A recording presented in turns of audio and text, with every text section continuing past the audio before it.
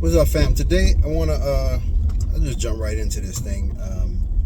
Talk about something called a false positive. A false positive.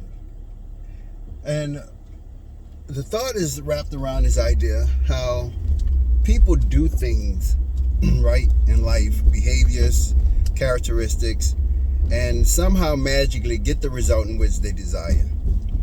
And by getting the result they desire, they typically attribute the wrong attribute to the outcome.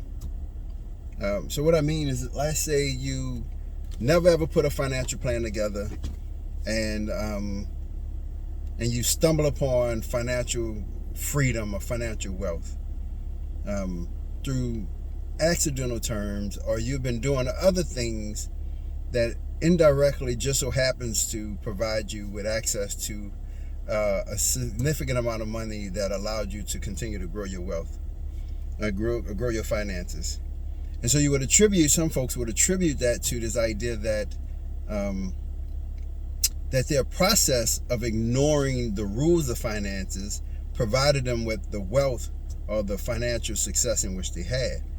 And the moments throughout the process where it did not work out that way, they would argue that it was a fluke, or they would somehow rationally justify it as somehow some one-off behavioral access thing, right? So it's a false positive because financial freedom and financial success comes through a certain process.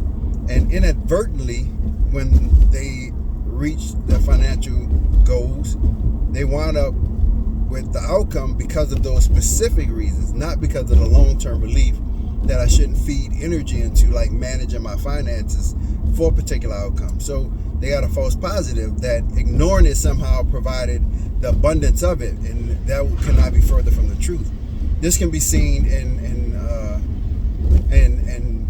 people's health as well, where they remain ignorant by not doing regular annual fitness tests to make sure that they're in good health.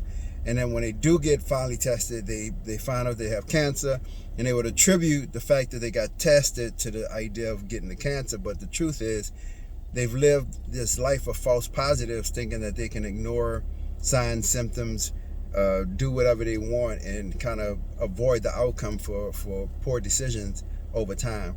So I challenge us to pay closer attention to cause and effect. And you can see more clearly what actually is responsible for the positive outcomes in which we want, and that way you can attribute appropriately the right attributes to the right outcomes.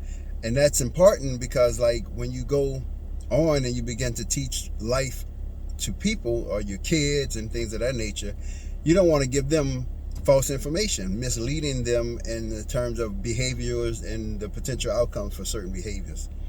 And so I like to think that one of my principles is very important to know what you know. It's probably more important to know what you don't know. And in the moments where you're put to have to speak about or to what you don't know, it's very important that you're aware of that, and you can, express that instead of, attributing some of your success or positive outcomes and to a false attribute.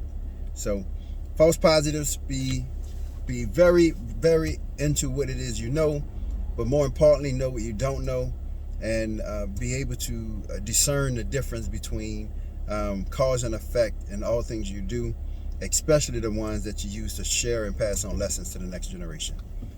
Thank you for listening. Catch you next time.